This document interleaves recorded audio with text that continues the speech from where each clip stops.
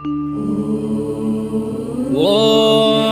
शिववास्त्ररूपाय प्रदोषप्रियरूपणे ॐ सर्वलोकप्रसिद्धाय नन्दिकेशाय वै नमः।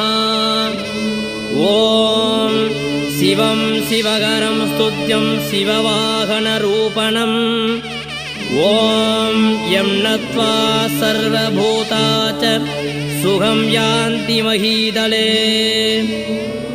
ॐ तं वेदरूपिणं देवं नन्दिदेवमहं भजे।